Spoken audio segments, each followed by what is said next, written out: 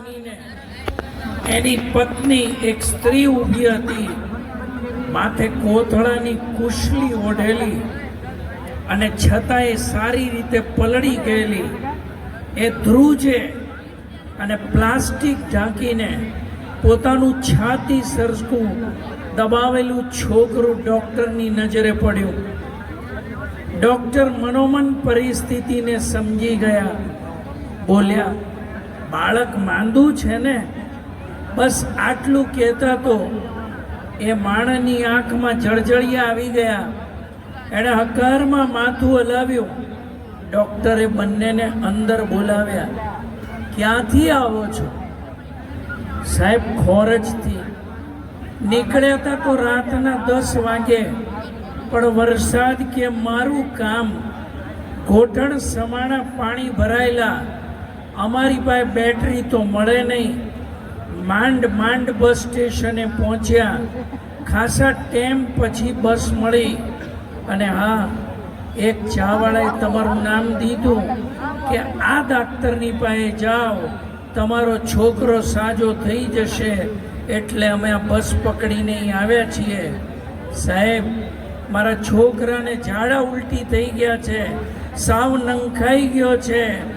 આજ તમારે આશરે હું ને મારી ઘરવાળી ઊભા છીએ, એને સાજો કરી દો સાહેબ. આટલું બોલતા બોલતા તો એના ગળે ડૂમો ભરાઈ ગયો. ડૉક્ટર તરત જ ફરજ બજાવતી નર્સને બોલાવી બાળકને તપાસ્યું.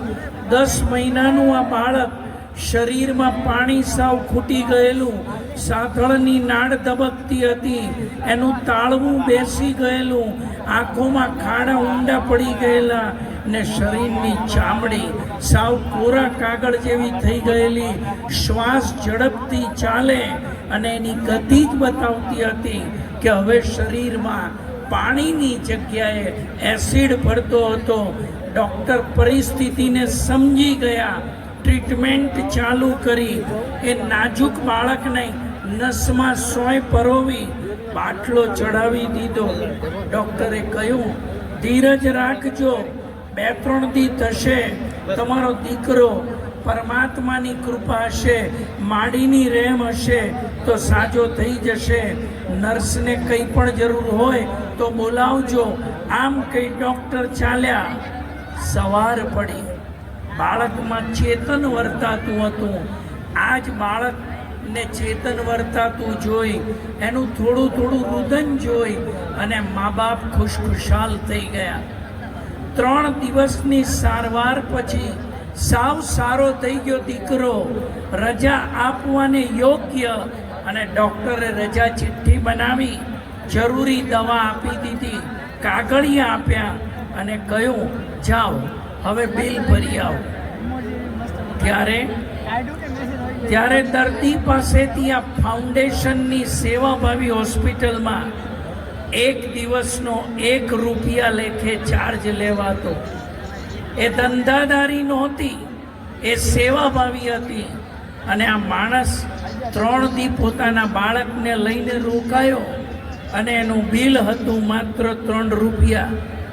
આ ગરીબ માણસ જ્યારે બિલ ભરવા ગયો તો થોડી વાર પછી એ દોડતો પાછો આવ્યો અને આશ્ચર્ય સાથે બોલ્યો, સાહેબ, એ માણસ તો ખાલી 3 રૂપિયા માંગે છે. ભલા માણસ, એ 3 રૂપિયા માંગે છે ને એ બરાબર છે, કારણ કે બિલ જ 3 રૂપિયા થયું છે. આવું ડૉક્ટરે કહ્યું. એવું તો સાહેબ ના હોય, કંઈક તમે આપી દીધા લાગે છે. ના, મેં નથી દીધા, તમારે 3 રૂપિયા દેવાના છે. પણ સાહેબ, મારા ગજવામાં તો મારી પાસે 48 રૂપિયા છે અને મારે તો એ બધા દઈ દેવા છે. ડૉક્ટર કહે, ભાઈ, તારે પાછા જવાનું છે, ખોરજ કેમ કરીને પહોંચીશ? ટિકિટ ભાડાના તો રાખવા પડશે ને, અને દવા છોકરાની ક્યાંથી લાવીશ?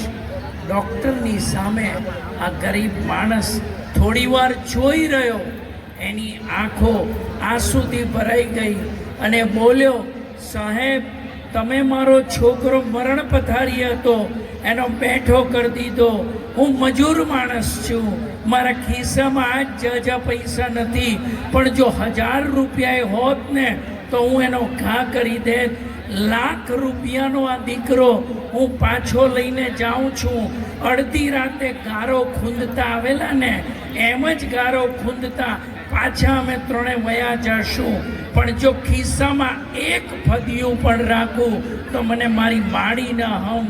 ત્યારે ડૉક્ટરે કીધું, ભાઈ તું તો હદ કરે છે, એક કામ કર, તું આ બાજુમાં ડોશીમાં બેઠા છે, એના દીકરાની દવા માટે પૈસાની જરૂર છે, તું એમને આપી દે. એવું મને ન આવડે સાહેબ, લ્યો આ પૈસા, એમ કરીને એણે ડૉક્ટરના હાથમાં 48 રૂપિયા મૂકી દીધા અને બંને જણા વોર્ડની બહાર નીકળી ગયા. મિત્રો મારા, ડૉક્ટરે માણસને જોઈ રહ્યો, એ અકિંચન વેશમાં ઊભેલો ગામડિયો દાનવીર કર્ણથી જરાય ઉતરતો નહોતો. પણ ત્યારે એમને એ લોકો યાદ આવી ગયા કે જેઓ 10 રૂપિયાની દવા ખરીદે અને 500-500ના બિલ બનાવવા દોડાદોડી કરીને ભિખારી વેડા કરતા હોય છે, એના કરતાં તો આવા ગરીબ ધર્માત્મા માણસ ક્યાંથી? તમે તમારા બાળકોને આ ઉમિયા ધામમાં લાવો છો, તમે તમારા બાળકોને આ પ્રસાદ ખવડાવો છો, માના આગળ પગે લાગો છો, તો હવે એક જ વાત કહેવાની, આપણે એકલી કારની જરૂર નથી, આપણે સંસ્કારની પણ જરૂર છે, આપણે સંયમ, સ્નેહ, સમર્પણ, સહકારની જરૂર છે. બાળકને સાચું બોલતા શીખવાડો અને તમે જ ખોટું ન કરો કે જેનું એ આચરણ કરે તો એને એટલો તો ખ્યાલ આવે કે મારા મા બાપ પણ હંમેશા સાચું બોલ્યા છે, મારે એ કરવું જોઈએ. આજ ધનિક માણસો જે રીતે વર્તે છે, જે રીતે કરે છે, એ પ્રમાણે એક ગરીબ માણસ